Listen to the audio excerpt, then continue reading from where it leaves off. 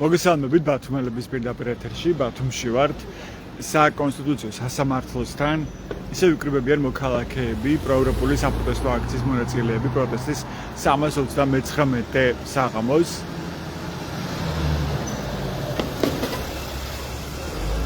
გრძელდება უწყვეტი საპროტესტო აქცია, როგორც ბათუმში, ისე თბილისში, რუსთაველზე და არაფერ დიდ ქალაქებში, არამედ ყველგან ისმის დღეს პროტესტის ხმა და მოქალაქეების ძალიან მტკიცე კაფეო მოთხოვნა, რომ ისინი არ შეგუებიან ამ ქვეყანაში პოლიტიკური პატიმრების, სინდისის პატიმრების არსებობას და პირველ რიგში ითხოვენ სწორედ სინდისის პატიმრების გათავისუფლებას, მათ შორის ზურაბ ჭავჭანიძის, რომელიცაც ბათუმელი მედროშის სახელით იცნობთ ყველა და რომლის დროშებიც ისევ არის გამოფენილი ბათუმის პროევროპულ საპროტესტო აქციაზე. თქვენ იცით, რომ ზურაბ ჭავჭანიძეც დააკავეს 4 ოქტომბრის მოვლენების შემდეგ. მას ედავებიან 2 მუხლით განსაკუთრებული მნიშვნელობის განსაკუთრებული დაცვის ობიექტის, ამ შემთხვევაში პრეზიდენტის სასახლის შენობის ეზოს შესვლისთვის და ამ განსაკუთრებული ობიექტის ხელში ჩაგდების მცდელობას ედავება მას პროკურატურა და ასევე ჯგუფურ ძალადობაში მონაწილეობას. თუმცა ამ საქმეში მხოლოდ ერთი მტკიცებულება ამ რომლე წარმოდგენილი, როცა მედროშე კაცი დროშით ხელში გადაადგილდება პრეზიდენტის ადმინისტრაციის შენობის ეზოში. რეჟიმობის სხვა მტკიცებულება არ წარმოუდგენია პროკურატურას ზურაბ ჭავჭანიძის საქმეში. ისევ აქტიურია მოთხოვნა არა მხოლოდ უკვე პროევროპული აქციის მონაწილეების და საზოგადოების მხრიდან, არამედ იგივე ევრონესტის ახალ რეზოლუციაში წერია, რომ უნდა გათავისუფლდეს დაუყოვნებლივ ყველა პოლიტიკური პარტიები და პირველ რიგში მზია ამაღლობელი, რომელიც სახაროვის პრემიის ლაურეატია, მან მიიღო ევროკავშირის უმაღლესი ჯილდო და არის ჟურნალისტი, პირველი ქალი პოლიტიკური პატიმარი საბჭოთა კავშირის დაშლის შემდეგ. ეს რჩება ამ რომდე პატიმრობაში მას 2 წლის თავისუფლების აღკვეთა შეუფარდა ბათუმის საქალაქო სასამართლომ და 11 ნოემბერს გაიმართება ამ მზიამაღლობელი საქმის სააპელაციო განხილვა ქუთაისის სააპელაციო სასამართლოში. სწორედ თავისუფლება სინდისის პატიმრებს ეს მოთხოვნა არის უმთავრესი მოთხოვნა და ყველაზე ხმამაღალი შეძახილ რაც ისმის ამ პროევროპულ საპროტესტო აქციებზე ქვეყნის მასშტაბით. ასე უცვლელი მოთხოვნებია პროევროპულ აქციებზე ხელახლა არჩევნების ჩატარება დემოკრატიულ და სამართლიან გარემოში და არალეგიტიმური მთავრობის გადადგომა. მოდით ბოლო ამბებზე გავისაუბრები ბათუმის პროევროპული აქციის მონაწილეებს, მათ შორის ევრონესტის, ეს არის საპარლამენტო ასამბლეა, რომელიც არის ორიენტირებული, ფოკუსირებული აღმოსავლეთ ევროპის ქვეყნებზე და აღმოსავლეთ ევროპის ქვეყნების ევროინტეგრაციის პროცესზე, მათ შორის საქართველოზე, რომელსაც წელს არ გაუგზავნია დელეგაცია სომხეთში, სადაც შედგა ეს ასამბლეა და ასამბლეა მიიღო თავისი რეზოლუცია საქართველოს შესახებ, სადაც არის ძალიან მწვავედ შეფასებული ქართული ოცნების მთავრობა, მას პირდაპირ უწოდებს ასამბლეა როგორც თვითგამოცხადებულ მთავრობას და პირდაპირ რეზოლუციაში არის ხაზგასმული, რომ 2024 წლის არჩევნები არის გაყალბებული. და სწორედ ამ რეზოლუციის პასუხად დღეს ოცნების პარლამენტის თავმჯდომარემ შალვა პაპუაშვილმა განაცხადა, რომ შემდეგ ასამბლეის სხდომაზე და შემდეგ ასამბლეას უკვე საერთოდ აღარ მიიღებს მონაწილეობას საქართველოს. საინტერესოა, რას ფიქრობენ ამ მოვლენაზე, ამ ბოლო სიახლეზე ბათუმის პროევროპული აქციის მონაწილეები. საღამოშობისა ზურაბ, მინდა რომ გაგესაუბროთ. შეიძლება? აი ამ ფონზე რომ დადგეთ ბოდიში შეიძლება? მოგეთ ევრონესტის ბოლო გადაწყვეტილებაზე მინდა რომ გითხოთ, მათ მიიღეს რეზოლუცია საქართველოს შესახებ, სადაც ძალიან მწვავედ არის შეფასებული ქართული ოცნების მთავრობის ბოლო გადაწყვეტილებები, მათ შორის პოლიტიკური პატიმრების არსებობა და პირდაპირ ასევე თვითგამოცხადებულ მთავრობას უწოდებს. ძალიან ხისტი ლექსიკაა გამოყენებული ქართული ოცნების მისამართით. ხო, და პირდაპირ გაყალბებული ეს სიტყვა არის გამოყენებული 2024 წლის არჩევნებთან დაკავშირებით. რა ეტაპზე გადადის თქვენ დაკვირვებით ევროპარლამენტის და ევროკავშირის დამოკიდებულება ურთიერთობა ქართული ოცნების მთავრობასთან? ხო, ეგ ძალიან ბუნებრივია, იმიტომ რომ ხა გამომდინარე იქიდან რომ სოფლიო აქტუალური თემა დღეს მაინც რუსეთ-უკრაინის ესე ვთქვათ კონფლიქტი. აი ეს ევროპის ქვეყნები ძირითადად ორიენტირებულები არიან და ძირითადი ანალიზი და ანალიტიკა მიდის აი ამ კონფლიქტის მოგვარებაზე და თვითონ ხედავთ რომ მთელი სოფლიო არის ჩართული აი ამ დიქტატორული რეჟიმის და რაღაც ფაშისტური რეჟიმის დამხობაზე ორიენტირებულია, რასაც აი რუსეთის ტერორისტული ესე ვთქვათ სახელმწიფო ქვია და აქედან გამომდინარე ჩვენ ზოგჯერ ესე ვთქვათ ვართ ხოლმე აი ამ ინფორმაციების და აი ამ რაღაცა ყურადღების ქვეშ და ის რაც ესე ვთქვათ სიმართლე გითხრა რაც დღეს განაცხადეს ევროპის ქვეყნებმა და ლიდერები ყოველდღე ამას საუბრობენ პრინციპში ეს ახალი არ არის მაგრამ უფრო ხისტი გახდა, უფრო მკაცრი გახდა მათი ლექსიკა და შეფასებები ქართული ოცნების მისამართით. კრიტერიუმები ხო სტანდარტები არსებობს იმისა, თუ როგორი უნდა იყოს ხო დემოკრატიული პროცესი, როგორი უნდა იყოს ხო, იმიტომ რომ უნდა იყოს სიტყვის თავისუფლება, ესე უბრალოდ სტუდენტების დაჭერა და ადამიანების მარტო ფსიქოლოგიური დღესდღეობით კი უმეტესწილად უფრო ფსიქოლოგიური და ემოციური ძალადობის მსხვერპლია სახელმწიფო, როგორც ესე ვთქვათ ტელევიზიებიდან ჩანს, თუმცა აი ფიზიკურ ძალადობასაც არ ერიდებიან, ხო ხედავთ.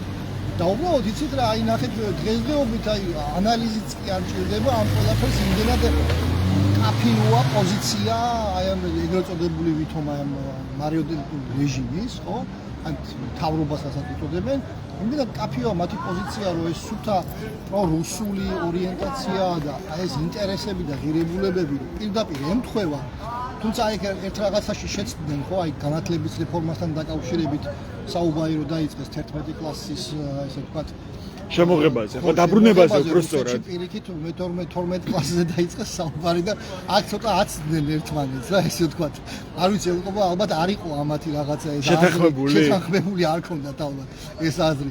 თორე აი სხვა რაღაცეებში რომ დააკვირდია ზუსტად კონკრეტულად აი როგორც დღესდღეობით რუსეთში ძალიან ესეთი მძიმე პროცესები მიმდინარეობს მუსიკოსებსაც იჭერენ ხო, ან უკვე ძალიან გავრცელებული არის, აი ახალგაზრდა ქუჩის მუსიკოსების დაჭერა დაახლოებით 20 დაკავება იყო ამ პირის განმავლობაში და ძალიან მძიმე პროცესებია იქ. თუ იქაც ნელ-ნელა ფხიზლდებიან დაინახავენ რომ ეს ყველაფერი ანუ უფრო მეტად დაიწყეს მოქალაქეებმა პროტესტის გამოხატვა, იმიტომ რომ თუნდაც ჩახშობილი იყო ეს პროტესტი რუსეთში, თუ ბოლო პროცესებს, ბოლო წლებს დავაკვირდებით. რაღაცა იცით, აი რომ ყველაფერი თავისი ზღვარია, აი ამ ტკივილის ატანის, ფსიქოლოგიური, ემოციური, ფიზიკური. თქვენ ფსიქოლოგი ხარ და განსაკუთრებით საინტერესოა, ხო, აი რა პოლიტიკური ფსიქოლოგია მუშაობს, თქვა იგივე პუტინის ქვეყანაში.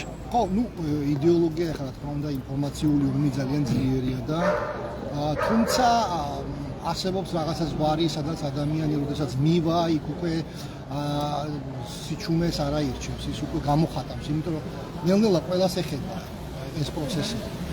და ჩვენ საქართველოს პატარა ქვეყანაა, ეხლა ჩვენ ვერ შევედრებით ვერც ერთ იქვეყებს, თუმცა ჩვენთან უკვე ძალიან აი ყველას შეეხო აბსოლუტურად ყველა ოჯახში, ჟურნალისტებს, ხელოვანებს, ფსიქოლოგებს, სოციალურ მუშაკებს, ჩემს კოლეგებს ძალიან ბევრს და ანუ შეულებრივ ადამიანებს რა სტუდენტებს და აქედან გამომდინარე ამ ძალიან ბუნებრივია რომ ეს პროცესი ნელ-ნელა უფრო გამძაფრდება სხვათა შორის იმიტომ რომ ეს სამთავრობო ესე ვთქვათ პრორუსული ხელისუფლება არ ცვლის თავის კრიტერიუმებს და პრინციპებს აქედან გამომდინარე სამოქალაქო პასუხისგებლობა უფრო გაიზრდება და უფრო ძლიერი წრეხი ექნება და აქციები უფრო გაძლიერდება სამომავლოდ რა ეს არის უეჭველი, იმიტომ რომ უფრო მეტ ადამიანს შეეხება, უფრო მძაფრი რაღაცეები იქნება, თქვენ ნახეთ რომ საკანონმდებლო დონეზე როგორ კაფიო და როგორი ხისტი, ესე ვთქვათ, კანონები შემოაქვთ, ყველაფერს შეეხო აბსოლუტურად. აი ხა დღეს აი ამ დღეებში იყო რაღაცა კერძო ქონების და ასე შემდეგ დაბეგვის და ესეთ რაღაც საკითხებზე საუბარი, ყველას ეხება აბსოლუტურად აი ეს ვანდალიზმი კი არა, ანუ რაღაცა ისეთი ძალიან ფაშიზმია, ანუ ესეთი ოსვენციმის ბანაკებშიც კი არ იყო ესეთი დამოკიდებულება სიმართლე გითხრათ და იმდენად არაადამიანური და იმდენად რაღაცა აი მექანიკური და რაღაცა ავტორიტარული რეჟიმის საკანონმდებლო სივრცეში მოხვდით, რომ ადამიანები მიხვდებიან. მე ვხედავ რომ ყოველდღიურად ვხედავ რომ ადამიანები ნელ-ნელა რაღაცებს უკვე აცნობიერებენ. მთელი საზოგადოება ამაში. მაგრამ მათ ხელში აღარ აქვს რაღაც ხელშესახებ ბერკეტები რუსეთის შემთხვევაში გულისხმობ რომ რამე გააპროტესტონ, ხმა მოიღო, თქვენ აღარ არის კრიტიკული მედია საერთოდ, აღარ არის არც ერთი ოპოზიციური პოლიტიკური პარტია, ხო? თუ გამოხვალდა აქციას გამართავ, პირდაპირ გაკავებენ და გაპატიმრებენ. ან რა არის სულს რჩება ახლა იმისთვის რომ რაღაც მოძრაობა გაჩნდეს რუსეთში. არანაირი მოძრაობა, ეს მოძრაობა არის როგორი აი ძალიან ბუნებრივად გადაიზრდება სამოქალაქო ანუ ესე ვთქვათ პოზიციაში რა და პასუხისმგებლობაში. აი ხა ადრე ეგონათ რომ რაღაცა ამ დღეებში დაიწყეს აკრძალვა ეს პოლიტიკური პარტიების აი ნუ დამთავრდება ეს დრო, რომ აი ნაცები, ხო აი გესმის რამდენი წელია ნაცებს ებრძვიან. კი, მუდმივად ამაზე ლაპარაკობს ქართული ოცნების მთავრობა, რომ აი ნაცები, ან მიშაგინოთ რომ მოვიდეს, მიშაგინოთ რომ დაბრუნდეს. ეს უგვიან არ იქნებიან ესე ვთქვათ პოლიტიკურად. შეიძლება მიაღწიოს ესე ვთქვათ. აი ამ ფოცების პოლიტიკამ და ეს ქართული ოცნების რაღაც პროპაგანდამ რომ ნაცების ესე ვთქვათ ძალა და შეიძლება შესუსტდეს. თუმცა ამ პროტესტი ვერ შესუსტდება, ხო? ანუ იქ თქვენ ხედავთ რომ ყოველ დღე იჭერენ ისეთ ადამიანებს, რომლებიც საერთოდ არ არიან პოლიტიზირებული, არიან სულთა სამოქალაქო სოციალურ პასუხისმგებლობის მქონე ადამიანები. და ნუ მათყავთ მეგობრები, ნათესავები, ოჯახები და ეს კი თუ გაიზრდება. აი თუნდაც მოშორდეს ყველა პოლიტიკური ორგანიზაცია და ყველა პოლიტიკური პარტია ამ პროცესში. სამოქალაქო აქტივიზმი ყოველთვის იქნება. და სამოქალაქო აქტივიზმი უფრო ძლიერი იქნება და უფრო მეტ შედეგს მიაღწევს. ან რატომ გონიათ ასე? ამიტომ რომ ივანიშვილს როგორც ჩანს აქვს გათვლები, რომ აი რეპრესიული კანონები, ჯარიმები, დაპატიმრებები ეს ყველაფერი იმუშავებს იქეთკენ, რომ ჩაახშობს საბოლოოდ პროტესტს ქვეყანაში. არ ექნებათ არგუმენტები, არ ექნებათ, ვერ დააბრალებენ სამოქალაქო აქტივიზმს რაღაც პოლიტიკურ ესე ვთქვათ კონიუნქტურას და აი შინაარს, რომ ეს იმით არის მართული, ამით არის მართული და აქედან გამომდინარე სამოქალაქო, როდესაც სულთა ხარ ესე ვთქვათ რა, შენ გულწრფელად როდესაც საუბრობ, ანუ რაც გტკივა იმაზე საუბრობ, გამოხატავ ამ ემოციებს, ძალიან რაციონალურად, ხო, რაღაც არ იგონებს, არავინ არ დადგავს რაღაც სპექტაკლს. ყველა რაც შეაწუხებს გულწრფელად სამოქალაქო სოციალურ დონეზე, იმაზე ისაუბრებს. ხო, მე როგორც მაწუხებს რაღაცა გარკვეული საგანმანათლებლო სივრცე, როგორც მაწუხებს ფსიქიკური ჯანმრთელობის საკითხები, რომლებიც ძალიან მძიმეა დღეს საზოგადოებაში და უფრო მეტად გაიზარდა საერთოდ შეხოთვითი აშლილობების სტატისტიკაც და სტრესის დონეც და ასე შემდეგ. ეს ესე ვთქვათ, რა თქმა უნდა, თავის კრიზისი როგორი რაღაცა, კრიზისი არა აქვს მხოლოდ ერთი მხარე და კრიზისი არ არის მხოლოდ საფრთხე. კრიზისი მეორე მხრივ არის ძალიან ძლიერი, ესე ვთქვათ, შესაძლებლობის და უნარების განვითარების პერიოდიც. აქედან გამომდინარე ძალიან ბევრი ადამიანი, ნუ რაღაცები რომ გააკეთო, რაღაცება ისწავლა. და ჩვენი საზოგადოება, სამოქალაქო საზოგადოება ამ პროცესში ბევრ რაღაცებს სწავლობს. შენ როდესაც ცხოვრობ ფსიქოპათთან, შენ ნელ-ნელა უკვე ეჩვევი და უკვე იცი მისი დამოკიდებულებები. რანაბიც გადადგამს ასე უკამასიც გადადგამს. და მე აი მის მიმართ დამოკიდებულებები უფრო მოქნილია. შენ სტრატეგიას ცვლი. ნახავ რომ ესე არ მუშაობს, ესე იგი ესე უნდა გავაკეთო, ესე აუ. მე აი ეს ნუ ამას გარკვეულად მანიპულაციად უწოდოთ, მაგრამ ფსიქოპათს არ ესმის ზოგადად ემპათიის ენა. მაგრამ მეორე რომ ეჩვევა ასევე ადამიანი, ხო? ან ჯგუფი ეჩვევა რაღაც კონკრეტულად იგივე ძალადობას, ამ აჩვენს ოცნებამ რეპრესიულ მანქანას. არის რა თქმა უნდა ამის ექსპერიმენტალური მტკიცებულებებიც ასევე და სოციალურ ფსიქოლოგიაში იმდენი არის ამის ის თქვია კვლევები, რომელიც ადასტურებს, რომ ადამიანებს რაღაც დიდ ჯგუფებში გაერთიანების შემთხვევაში შეუძლიათ მოძალადებათაც კი იქცნენ. თუმცა ჩვენ მაინც აი მე გამოვდივარ მაინც ეროვნული, ფსიქოლოგიური და სოციალური იდენტობიდან გამომდინარე. და ჩვენ მაინც შინაგანი ბუნებით მაინც შემწყნარებლები ვართ, ძალიან დიდი მოთმენა შეგვიძლია და რაღაც თანაგანცდის უნარი გვაქვს და ასე შემდეგ. ეხლა რა გვჭირდება დღეს და რა ფაქტორები ისჭირდება, რა ფაქტორებს დამოკიდებული ამ პროცესის, ანუ წინააღმდეგობის წარმატება, რომ ივანიშვილის მთავრობას მოუწიოს უკან დახევა? არაფერი განსაკუთრებული არ უჭირდება, იმიტომ რომ ბუნებრივად მიმდინარეობს ყველაფერი და ის როგორც ხდება, ნუ ეს ძალიან ბუნებრივია, როგორც არის. ანუ რაღაცა მიზეშედეგობრივი კავშირები ყოველთვის არსებობს. ანუ გამორიცხავთ თქვათ იმას, რომ ამ პროტესტის ამ წინააღმდეგობის მიუხედავად მოახერხოს ივანიშვილის დაჯგუფებამ ავტორიტარიზმის დამყარება ამ ქვეყანაში? შეუძლებელია ავტორიტარიზმის დამყარება, იმიტომ რომ ადამიანის ბუნებაში არ შედის სრული მორჩილება. ის ოდესღაც ხმას ამოიღებს. ადამიანის აი ეს მიუხედავად იმისა, რომ ეხლა ეს ძალიან ისეთი სადაო საკითხია იმისა, რომ არსებობს თუ არა თავისუფალი ნება და ასე შემდეგ. თუმცა რაღაც გარკვეულ წილად ჩვენ ბავშვობიდანვე გვინერგავენ სამართლიანობის განცდას. და აი ეს პატარა წილი, თუნდაც აი პატარა მცირე რაღაცა მარცვალის ოდენა იყოს, ხო, რაღაცა დოგვის მარცვალის ოდენა იყოს ეს სამართლიანობის განცდა ადამიანში.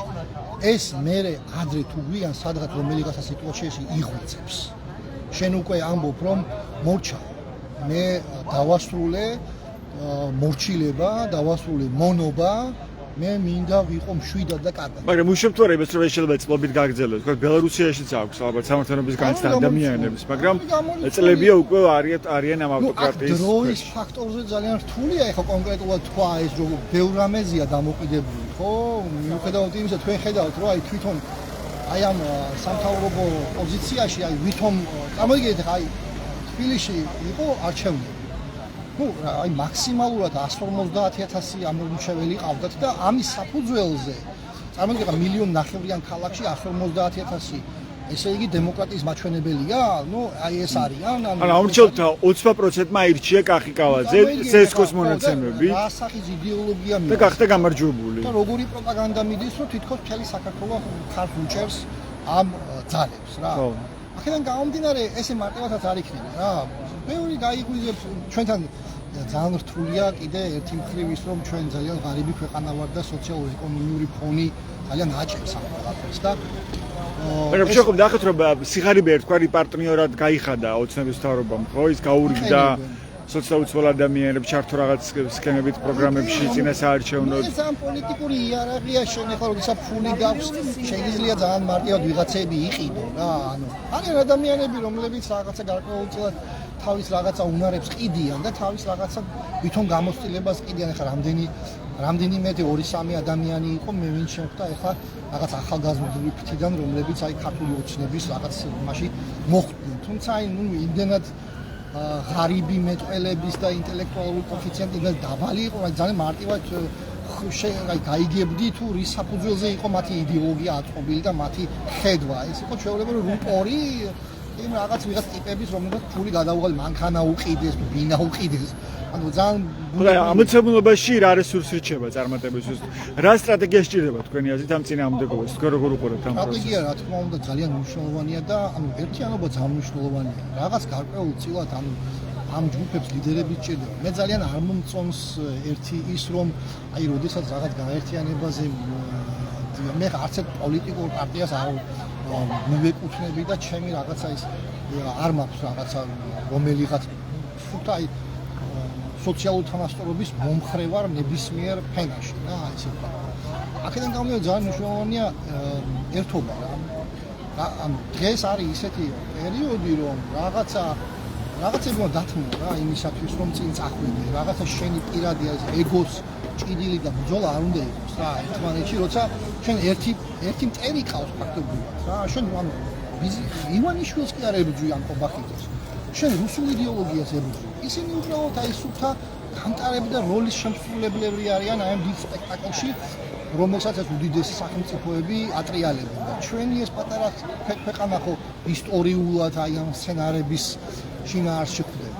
აქედან გამომდინარე ჩვენ უნდა გვახსოვდეს რომ ჩვენ გვაქვს ჩვენი ღირებულებები, ჩვენ გვაქვს ჩვენი ინტერესები, ჩვენ გვაქვს ჩვენი იდენტობა, რომელიც ანუ ძალიან განსხვავდება ბევრი იდენტობისგან. ახლა მე ძალიან ბევრი მაგალითი მაქვს გინდა ამერიკელებთან შედარებით, გინდა ევროპელებთან შედარებით, რომელიც აი ჩვენ შეგვიძლია რაღაცა ჩვენი კარგი რაღაცეები, ღირებულები და ინტერესები მივცეთ და მიგე ანუ ამ ევროპულ ფერხულს რა. აქედან გამომდინარე ანუ ეს რაღაცეები უნდა გვახსოვდეს და ვიცოდეთ რომ რაღაცა განსხვავება უნდა რომელი უნივერსიტეტი რჩევნია ახლა რატო გირჩევნია შენ რომელიღაცა რაღაცა მოსკოვის რაღაცა სადღაცა კორუფციით გაჟღენთილი უნივერსიტეტი MGU დაუშვათ და ახლა ოქსფორდი ან კემბრიჯი ახლა ან რაღაცა ევროპის ლაიფციგის უნივერსიტეტი ჩვენი გენიოსები აბსოლუტურად ევროპულ განათლებას ღებულობდნენ ხო ჩვენი ინტელექტუალური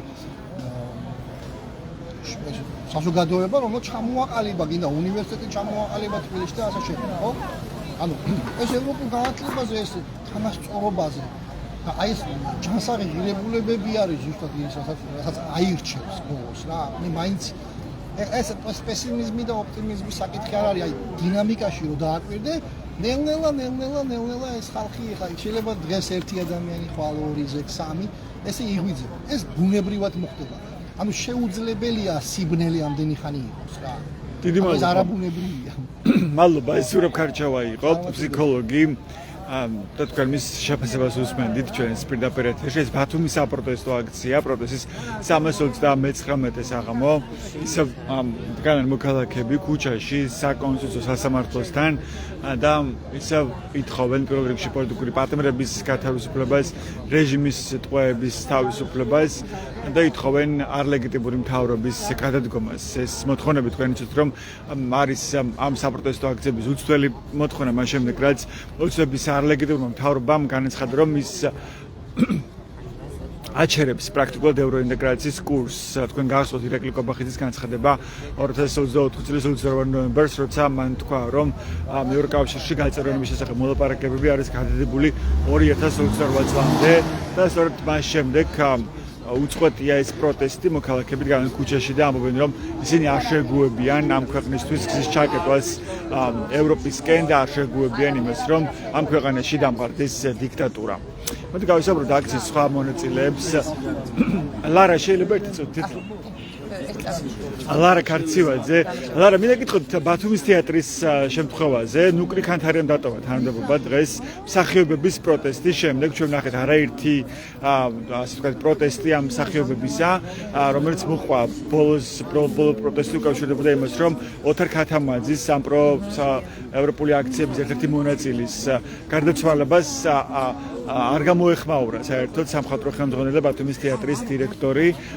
ის გარდაიცვალა აგვისტოში და სწორედ ამის შემდეგ მოითხოვდნენ მსახიობებს რომ დაეტოვებინა თეატრი ნუკრი ქანთარიას. თუმცა მანამდეც იყო ასევე არაერთი შეზღუდვა ნუკრი ქანთარიას მხრიდან, რომელიც უკავშირდებოდა სწორედ პროტესტის და მათ შორის ქვეყნის პროევროპული არჩევანის გამოხატული პროტესტის და მხარდაჭერის გამო მსახიობების დასჯას. ნუკრი ქანთარიამ დატოვა თანამდებობა. რას ნიშნავს თქვენთვის ეს ამბავი?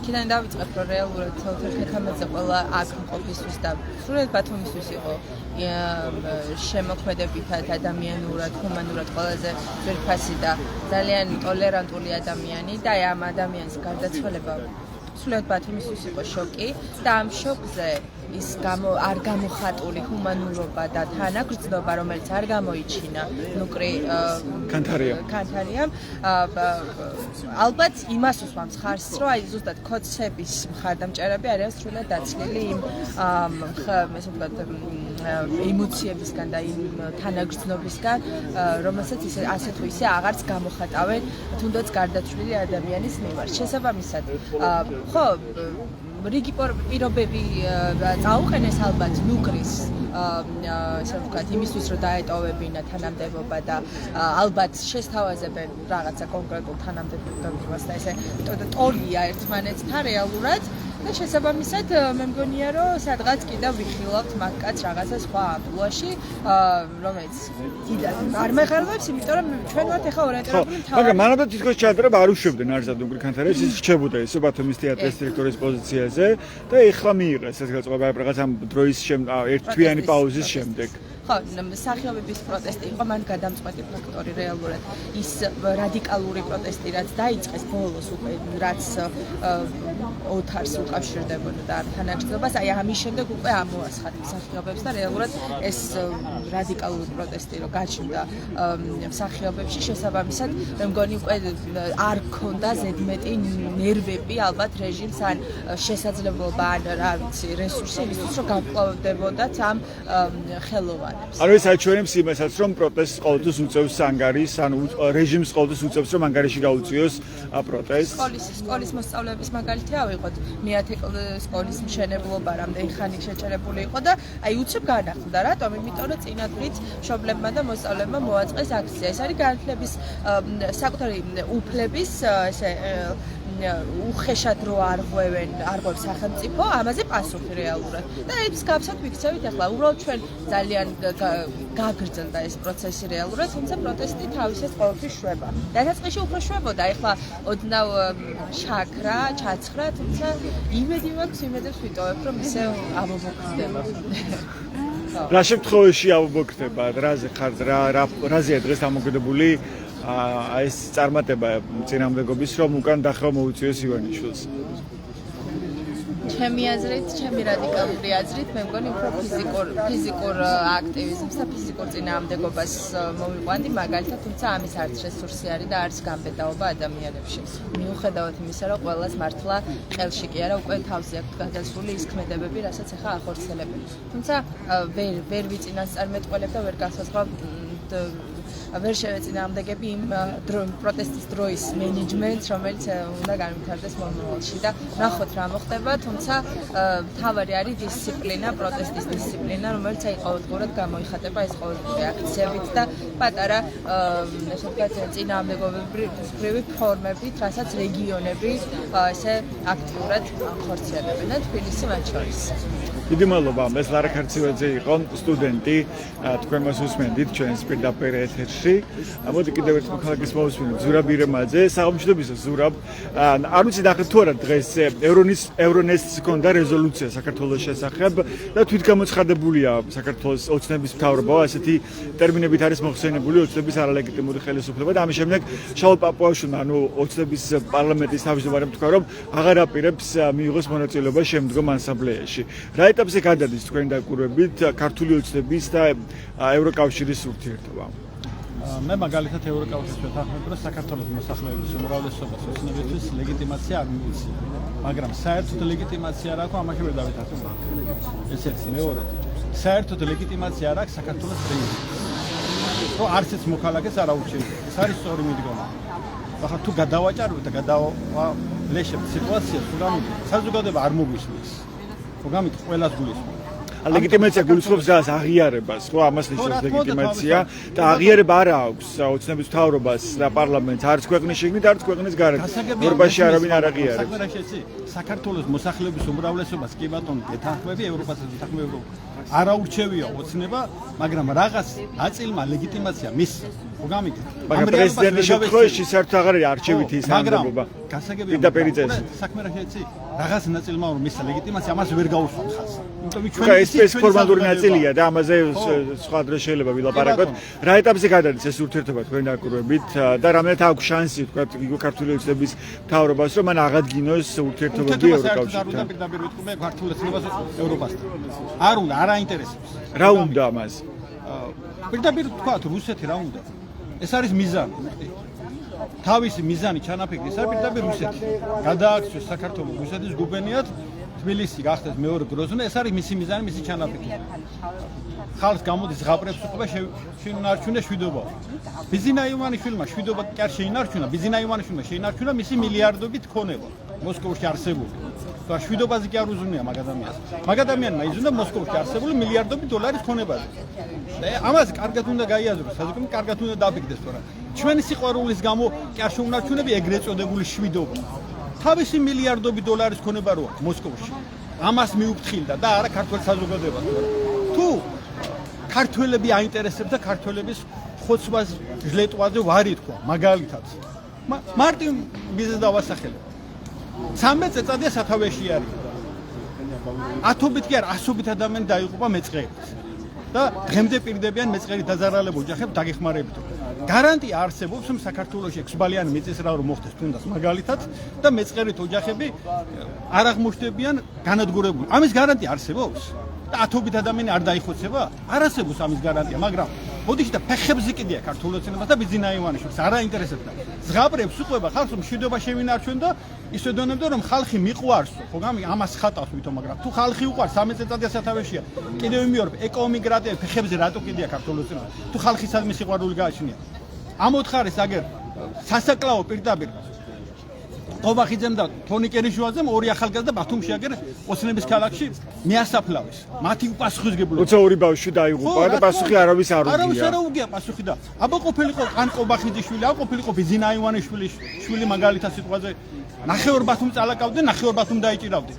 რატომ? იმიტომ რომ მისი შვილი რომ ყოფილიყო და ან მისი შვილი რომ ყოფილიყო, მაგრამ X სოციალ დაუცველების ბავშვები მე რა თუ დაიღუპნენ, მე რა გლეხის შვილი თუ გაიჭიჭება და დაიღუპება. რა შეაინტერესებთ მაგას? თანამედროვე საზოგადოებას რა შეაინტერესებს? ახლა გლეხის უბრალო გლეხის შვილი რა შეაინტერესებს? ელიტურ პოლიტიკურ საზოგადოებას რა შეაინტერესებს? გლეხი თუ დაიხოცეს. 13 ივნის რა მოხდა? მაგალითად თბილისში ხო? კალაძე თვითქოს თბილისი უყვართ და თბილისელები ყოს. თუ როგორი სიყვარული გააჩინა ეს 13 ივნის გამოჩნდა ხო? და ბიზინა ივანიშვილი და ქართულ ოცნებას კიდევ ერთხელ თუ ქართველი ერისადმი სიყვარული გააჩინა ეს კარგად ჩანს. რომ 13 წელიწადი ეკომიგრანტებს პირდება დინებს და ბოდიშს და ფეხებზე კიდია მოსახლეობა. ათობით ადამიანი და ახსობით ადამიანი არის რისკის ქვეშ. შეიძლება დაიხოცნენ ეს ადამიანები და ამათ არ ადარდებთ. თავიანთი მოპარული ინონებს ინაწილებენ ახლა და ბიზინა ივანიშვილი დამგდარა განაბივით კანონია ქურდივით და მომიტანეთ ბიჭებო ახლა დოლიაო. ვერ გავიგებ. ანუ ეს ხდება თქვენი აზრით და არა კორუფციასთან ბრძოლა. კორუფციას ვერ ვძვით ასეთია. ამის წარმოჩენას ცდილობს ქართული ოცნება, რომ თითქოს აი უნდათ კატეგორიულია თითქოს აი ქართული ოცნების მთავრობის ბრძოლა კორუფციასთან, რომ მათ თანამებრძოლებსაც არ ვინდობთ, ხო? ჩვენს რიგებში მყოფ ადამიანებს თქვენ გქონდა ირაკლი ღარიბაშვილს ან რა ვიცი ლილუაშვილს და ასე შემდეგ. ან თქვენ ფიქრობთ რომ ამასთან არ გვაქვს საქმე? რა თქმა უნდა თავისთავად ბიზინა ივანიშვილის მიზანია ესა ფული ამოქაჩოს თუ არა კორუფციას კი არ ებრძვის რა არ ხედავდა ბიზინა ივანიშვილი კორუფცია იყო ქვეყანაში რო საუბრობს რომ აღზევება მოხდა ანუ არ უშვებთ იმას რომ მან შეიძლება არ სწოდნო და დეკადრება რას ქვია არ სწოდნოდა რას ქვია არ სწოდნოდა ქვეყნის ეკონომიკურ აღზევებაზე რო საუბრობს 400,000 ქართველი საქართველოსა გაიცა რა ამას არ ფიქრობდა, მაგრამ ბოდიშ და ფეხებზე კიდე დააგროვებია ფულები. ახლა რომ კრიზისში აღმოჩნდა თვითონ ივანიშვილი და ვიღაცაებმა ფულები აახიეს ახლა, რა თქმა უნდა, ახლა ცდილობს რომ ქართულ ოცნებიდან ამოქაჩოს ის ფულები, რაც აახიეს. ხო გამიგე? ეს არის მისი მიზანი და მისი ჩანაფიქრი. ჩემი ფული მინდა. ბავშვი რომ კირი დაიწყებს კამფეტი მინდა ვისეტირო და თავის ფულზე. მე პირადად მევისმინე, ხო? ჩემთვის თავარი ღირებულება ჩემი ფულიაო, ქვეყანა კი არაო. ქვეყანა ბოდიშ და ფეხებზე მკიდია, ჩემი ფულია თავარი ღირებულება. ამას რომ კაცი იტყვის და ამას რომ ბიზინა ივანიშვილისგან მე პირადად მოვისმინე. ამის არის გულის გამხედქოდა, იმიტომ რომ 12 წელიწადი მაგ ადამიანს გვერდში ვედექ და ბიზინა ივანიშვილზე 2014-ში იქნება თუ 16-ში ვინმე სტუდია თქვა, ალბათ კაც გავწირავდი, მაგრამ რო გესმის რომ ჩემი ფული მაინტერესებს ბავშვი რო ტირი დაიწყებს ჩემი კამფეტი მაინტერესებს ზუსტად ისეთი როდა ხო დიდი მადლობა არ შეიძლება ერთი სამ არ შეიძლება ამ ყოლაფრის ატანა და ამ ყოლაფრის გატანა საზოგადოების მხრიდან საზოგადოება კარგად უნდა დაფიქრდეს რომ ადამიანი რომელიც პირად ინტერესებს და პირად ეგოზე აგებული და არავის არ ინდობს გარშემო ჯერ მაგალითად სხვა კობახიძე ღარიბაშვილს ეძახდა ძმას და ძმები ვართ და ტუჩებში კოცინი და ლამისარი ერთი მეორეს და ახლა ციხეში უშვებს. ეს არ შეიძლება რომ უბრალოდ როგორც ამ ყველაფერს არ დავფიქრდე და არ გავაანალიზებ, ხო? კი, კორუფციას უნდა ებრძოლო, მაგრამ ირაკლი ღარიბაშვილი კორუფციაში 7 მილიონი მოიპარა თურმე. ჯერბის ჯერამ 7 მილიონი მოიპარა და 70 არ აქვს მოპარული, იმიტომ რომ 300,000-იანი 1 საათი ეკეთა კლაუზი მარტო. და კობახიძე თურმე ანგელოზია ადამიანმა რომელმაც 527 მილიონი გაფლანგა და პრემია დანამატებში გახარჯა 527 მილიონი და რა გარანტია აქვს საზოგადოებაზე 527 მილიონიდან კობახიძეს 5 მილიონი არ მიუღია. არავითარი გარანტია არ არსებობს და ამავე დროს გამოდიან და იძახიან კორუფცია არ არის ქვეყანაში. რას ქვია არ არის? პრემია დანამატები კორუფცია არ არის? არ არის კი არა. ყელამდე იხჩობიან ბოდიში და ნახვში და კორუფციაში. ესა რეალობა და ამ რეალობას ვერავერ გექცევოდა. რატო უნდა გავატაროთ ეს ყველაფერი საზოგადოებამ რატო უნდა მოვითმინოთ მათ გრიალებდნენ დუბაიში და სინგაპურში პატიჟებოდნენ ერთი მეორეს პრემია დანამატებს ღებულობდნენ საკაიფო და აგერ ბავშვებს თვალსემრე ამენი იხმენ და ბავშვებს ელემენტარ პურის ფული არ ქონდეს სამარცხვინო საქსელი არ არის მადლობა ეკოიმიგრანტები მაგალითად 400,000-მდე მანდილოსანი ელემენტარ რაღაცა ჩმორიან პამპესებს რისხავეცხვისას და მილიონ ადამიანს წყალი არ აქვს დასალევი და რატო უნდა გავატაროთ ეს ყველაფერი ორ ლარათა ცხოვრობენ სამარცხვინოდ ორ ლარათა ცხოვრობენ ადამიანებს და თურმე ეს ყველაფერი უნდა გავატაროთ უნდა ვიოცნებენ რაზე უნდა ვიოცნებენ და რაზე უნდა დაუდგე გვერდში მოდიში და ნაძილებ დაუდგე გვერდში მადლობა ეს ზურაბ რამაძე იყო ერთ-ერთი მონაწილე პროევროპული საპროტესტო აქციის გავისაუბროთ აქციის სხვა მონაწილეებსაც მოგესალმებით საღამოშიდობისა ბოდიში გაწყვეტინებთ საუბარს საღამოშიდობისა მოგეთ ვიდაგითხოთ დღევანდელ ამბებზე ევრონესტს ჰქონდა ახალი რეზოლუცია საქართველოს შესახებ სადაც ძალიან მკაცრად არის შეფასებული ქართული ოცნების მთავრობა რაღაც ახალი უფრო მწვავე ლექსიკით თქვა პირდაპირ არის საუბარი იმაზე რომ გაყალბებული არის ჩვენი 2024 წლის საპარლამენტო არჩევნების კურსով ასევე თვითგამოცხადებულია ეს მთავრობა ოცნების მთავრობის მისამართით ასეთი შეფასებები წერია და რა ეტაპზე გადადის თქვენი ნაკურვებით ევროკავშირის ურთიერთობები ქართული ოცნების მთავრობასთან. ის რაც თქვენ ახსენეთ, ყველაფერი ნამდვილად ჭეშმარიტებაა და აბსოლუტურად ყველა ევროპული ქვეყანა მაგაზე თანხმდება, რომ ეს არანაირ დემოკრატიასთან არ აქვს საქმე. პრინციპში გაყალბებად რო არ დავართვათ, ეხლა რაც არჩევნები იყო, პროცენტულად რო გამოვიან გარეშოთ, მაინც წაგებულები არიან. ხო, თქვენ 20% მაინც გაგავდა CSGO-ს მონაცემებით, ხო? თავისი და გამოცხადების ყველაზე დაბალი მაჩვენებელი იყო, რაც კი ყოფილა ბოლო წლების განმავლობაში. ანუ ეხლა არა და წინა არჩევნებში კარგად დავინახეთ, იქ სადაც არ ყალბდება არჩევნები, ეს არის საზღვარგარეთ, რამდენი პროცენტი წამოიღეს, ესე ვთქვათ. აი თქვენ ავსტრიაში როგორი იყო ეს მაჩვენებლები? თქვენ ავსტრიაში ხართ ქართული სათვისტომოს ხელმძღვანელი, ხო, როგორც მახსოვს? 10%-მდე ქონდათ, 10%-მდე იყო. 10% მიიღო ქართულმა ოცნებამ, ხო? საპარლამენტო არჩევნებზე. 10% იყო, ნუ ეხლა დიდი ალბათობით საელჩოს თანამშრომლები, საკონსულოს თანამშრომლები, ცოლები, შვილები, ქმრები. ნუ ეხლა 80 კაცამდე იყო, როგორც მახსოვს ეხლა და ნუ მოკეთ სხვათა შორის ძალიან კარგად უკვე მუშაობენ ევროპაში ევროპელი პოლიტიკოსები და უკვე დღის წესრიგში დგება ის, რომ სანქციებზე მუშაობა არის სავალდებულო. ამას ემიგრანტული ჯგუფებიც უწყობს ხელს. იმიტომ რომ თუ კი მათ გარედან არ ექნება ცოტა ზეწოლა, ისე მე მგონი მაგათ საშუალი არ იქნება. უნდა გქონდეს ეს მოლოდინი, რომ თქვა ცალკეული ქვეყნები, ევროკავშირის ქვეყნები დაასანქცირებენ კონკრეტულ ადამიანებს ივანიშვილის დაჯგუფებაში. იმის შესაბამისად რამდენადაც კანონმდებლობა, ევროპის კანონმდებლობა შეუწყობს ამას ხელს. მაგრამ ცალკეულ ქვეყნებს შეუულიათ ეს გააკეთონ. ხო, თქვა ავსტრიას მაგალითად ცალკე, გერმანიას ცალკე. ნუ ეხლა ავსტრიაზე დიდი იმედი არ უნდა გქონდეს, ეგ ნეიტრალურია და ცოტა ისე ძალიან კაცრ პოლიტიკას არ გაატარებს, მაგრამ არიან ქვეყნები, რომლებიც უკვე ფიქრობენ, რომ ეს უკვე საჭიროა ამის გაკეთება. იმიტომ რომ მათთვის მნიშვნელოვანია ხალხის სურვილი და ნება და არა ეს 20% ჯიბეში ჩადებული არჩევნებით გამარჯვებული ტიპების ესე რომ ვთქვათ პოლიტიკა. ივანიშვილის დაჯგუფებაში რა ხდება ამასობაში თქვენ დაკვირვებით? აი საითკენ მიდის ეს დაჯგუფება, ძლიერდება და ახერხებს რომ დაამკვიდროს ავტორიტარიზმი ამ ქვეყანაში თუ პირიქით სუსტდება? იგივე ეს დაპირისპირება თითქოს რაღაცა კორუფციას ვებრძვი, რაღაცა ამის წარმოჩენასილებს ხო ქართული ოცნება? კორუფციას რომ ებრძოდეს ბატბიძინა ძალიან ბევრი ყავს ირგვლივ და მაშინ კარგად მოკიდევდა ამას ხელს. არის ხანდახან საჭიროა რომ საკუთარი ჯგუფის წევრებიც ესე რომ ვთქვათ გავწიროთ იმისთვის რომ სხვა დანარჩენმა წევრებმა შეინარჩუნონ ის კამი, თანამდებობა და ძალაუფლება, რომ ხალხს ხონდა დაანახონ, რომ აი ეს ცუდი ბიჭი იყო და ჩვენ ის დავიჭირეთ, ჩვენ მაგას მოვთხოვთ ფულს და ასე შემდეგ. ანუ აჯერებენ ამას საზოგადოებას და შესაძლებელია რომ ის დააჯერონ, რომ ჩვენ რეალურად ვებრძვით კორუფციას, როცა ღარიბაშვილის ბრალი წარუდგინეს და მეორე წუთას გამოუშვეს, ანუ არც კი დაუპატიმრებია. არის მოქალაქეების საკმაოდ ბევრი ნაწილი, რომელიც ამის ჯერა სამწუხაროდ. მაგრამ იმას ვისაც არ მინდა არავის შეურაცხყოფება ყოლ, მაგრამ ვინცაც გონება ცოტა გახსნილია და შეუძლია რაღაცის პოლიტიკური ვითარებები გაანალიზოს, დაფიქრდეს ამ ყველაფერზე, მე მგონი ყველასთვის ეს ნათელია, რომ ეს რაღაც არის უბრალოდ მათყობა. ესეც ჩანს, რომ კიდევ უფრო იზრდება საპროტესტო მუხტი და განწყობა საზოგადოებაში. ხო, და იმას ვისაც არ ეშინია ვერც ის ერთობლიანი ციხეშუქება შეაშინებს. ეს არ გამოვიდა.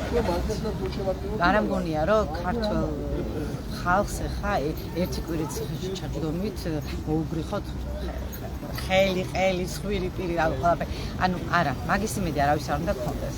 ის ვინც იბრძოდა, გააგრძელებს ბრძოლას აუცილებლად ბოლომდე. მადლობა, თქვენი სახელ და გვარი შეგვიხსენეთ. მაკახოველი. დიდი მადლობა, მაგამ. მალხას თქვენ მინდა გითხოთ ასევე, თქვენ რეჟისორი ხართ და დღეს დატოვა ბათუმის თეატრი ნუკრი ქანთარია, ხო? ის რეჟისორია.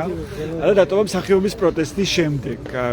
რაღაცა შეუვალდა, ძალიან მტკიცე იყო მათი პროტესტი ამ მსახიობების განწყობა, ისინი ამბობდნენ რომ არ მოუშვებთ ამ თეატრში ნუკრი ქანთარიას. რას ნიშნავს თქვენთვის ეს ამბავი, ეს რო გითხრა? ხო, ანუ ესეთი კატასტროფა ალბათ რუსეთშიც არ არის და არც ბელარუსშიც არ არის ალბათ, იმიტომ რომ იქ მაინც ვასპიტანიელი ლუდიო ესენი ხო ეძახიან და აქ ვასპიტანიეც არ აქვს თუ რა ხდება. ანუ ბათუმის თეატრში ლევან ღრონტი იყო და რავი მეგობრობდით მრავალთან და რუსეთის სამხედრო ხელმძღვანელები ყავდა და ამ კაცმა რატო მოახვედრა ეს სიძულვილი არასდასაყოფილო. იყო პრეტენზიები სამხედრო ხელმძღვანელებთან ყოველთვის ხო რა მსახიობებს მე მუშაობდი თეატრში.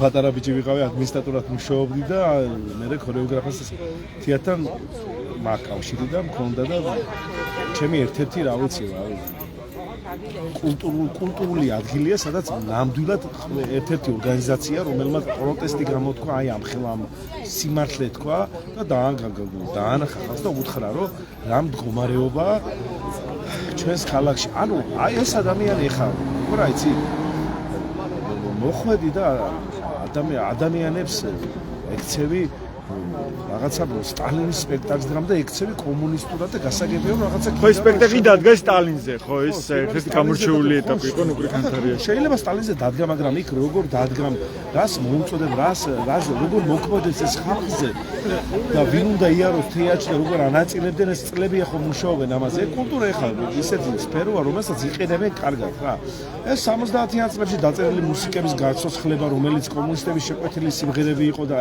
როგორ ხალხს ამით წამლავენ და რაც ხდება დღეს და რა მდგომარეობაა სახალხო ღონისძიებებში შეკრებებზე რასაც აკეთებენ მე როგორ უკრავენ რუსულ ესტრადას რუსული მუსიკა შეიძლება მე დედეტე მომწონდეს მაგრამ როგორ უკრავენ მარჯანჯას როგორ აყვარებენ ჩეჩნურ მუსიკას როგორ შემოდის ეს დინება და როგორ იწამლება რუსულად ხალხი რატომ მოუწია წასვლა ნუკრი კანთარია თქვენი აზრით რატომ მოუწია ანუ ეს როგორ აიცით ამ მომენტში რაღაცა ნახეთ ღარიბაშვილი დაიჭირეს ნახეთ აი რაღაცა გამოსწორების გზას და გამოსწორებული კაცი საერთოდ შეიძლება გამოსწორდეს კაცი რაღაცა ნარკომანიას დაანებოს შეეშვას იმიტომ რომ იმკურნალოს ახლა აქ ვერ შეეშვებს იმიტომ რომ აქ არ არის გამოსასწორებელი აქ ჩვენთან არაფერი არ არის გარდა ქართული სულისა ნამდვილად ქართული არიან ბიჭებიც ნამდვილად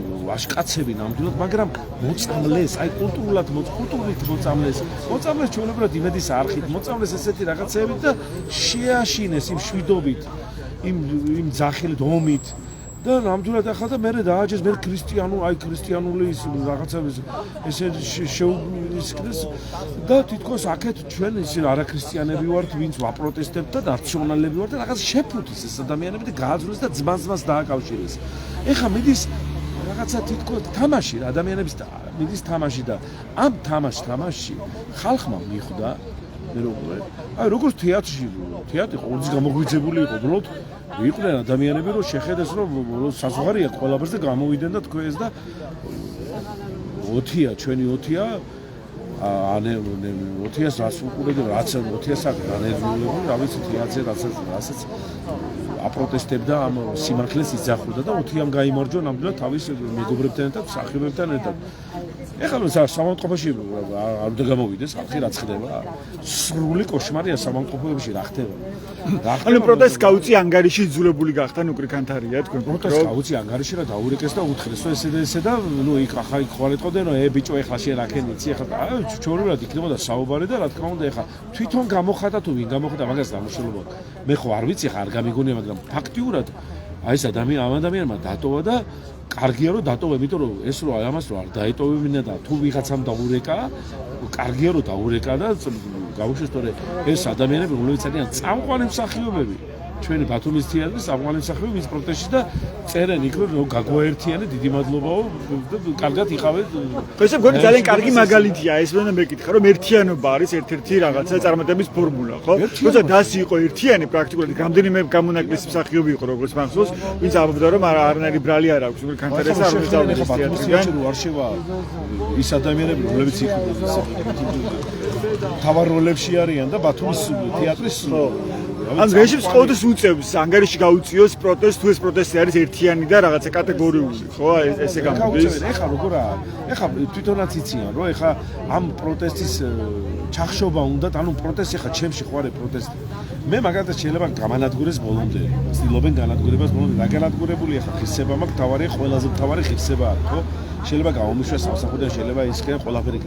მაგრამ ამ შემთხვევაში არის ადამიანები, რომლებიც უნდათ რომ გადაიბირიონ თითქოს რაღაცა სიკეთეები კეთდება და რაღაცა და უყურებენ ახლა ევროპა შეგვირიგდება და ევროპას ისე ვიზამთ რომ რაღაცა რას იზამო ვერაფერს პირით უფრო იძაბება ეს სიტუაცია. დღეს ნახეთ იგივე ევრონესტის შეფასებები თვითგამოცხადებულს უწოდებს ქართული ოცნების მთავრობას. სრული თამაში, სრული სპექტაკლი. აი მე როგორც ის როგორც სახიობი, სრული სპექტაკლს თამაშობენ ადამიანების, რა ვიცი, მიდის ფსიქოლოგიური ომი და ჩვეულებრივად ერთადერთი ახლა მომენტი იქნება სულ ახლო მომავალში დადგება ეს პატარა ეს მახსოვს რა. ეს მომენტები როცა იყო ესეთი რაღაცები და აუცილებლად შეიცვლება და არა, აქ არ არის, აქ არავინ არ არის მკვლელი, ხო?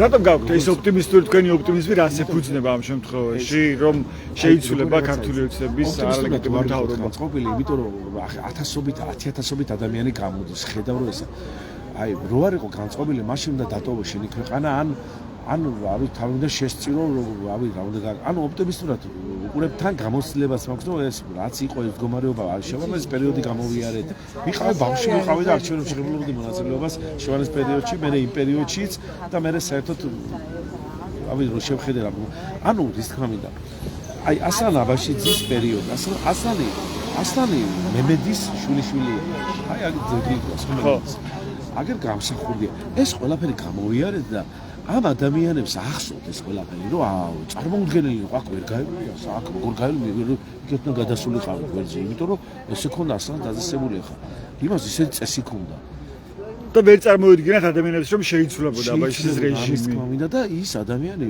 წავიდა ის ადამიანი და რომ თვითონავიდა რომ მოგვიდა არც ერთი არ წამოხვატა და უთხრა ყველას ნუ რა ვინ მოუწყო რა მოუწყო ამას დამშველობა ესე არის რომ ეს დაიხურავს ქუც ეს ფულს შეკრიბავს ეს ყველას თავისიანებს იმიტომ დაერია ახლა ეს შეკრიბავს ფულს და თვითონ თქო მე ჩემი ფული მაინტერესებს იმიტომ რომ შეხედა რომ აკეთა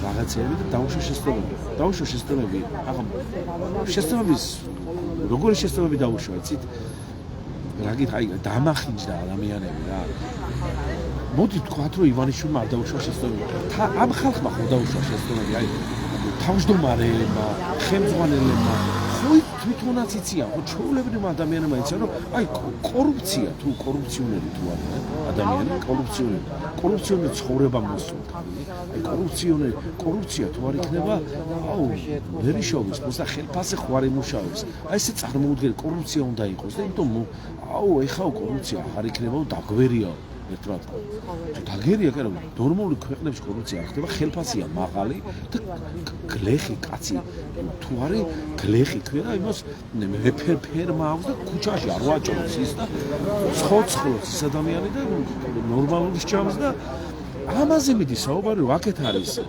ცივილიზებულ მხარეს მებრძოლი ხალხი რომლებიც აი ამაზე რომ ლაპარაკობთ ეხა ეს ამაზე რომ გველაპარაკა ჩვენ 5 წლის უკან რომ ჩვენ ევროპაზე ვილაპარაკებდით გვინდა თუ არ გვინდა ეს ნენელა რომ სწორი არჩევანია და ეს გჭირდება არ თუ სწორი ხო გადამრჩა სასწაულო მნიშვნელოვანი ნენელა და ეხა რუსეთში უკვე ცუდად არის საქმე მაგრამ ეჯერებენ რომ არ არის შეძ როგორ არ არის შეხედე გადაარდეთ ლახე რა ხდება შუქი აღარა მოსკოვამდე ჩააკითხავი მაგრამ იცი რა არის ბოლოს მაინც მიხვდება ხალხი აბსოლუტურად არ არსებობს ხალხი მიხვდება ესე იყო ქართველი ითმენდა და ბოლოს პეთხდება ქართველი ეგეთია ესე იყო და სიძულვილი აღარ იქნება შეურიგდება ძმას ბიძაშვილს ეს შუღლი დასრულდება ზუსტად 90-იანებია რაც თბილისში ხდებოდა ძმას ესროდა ეს არ მოხდება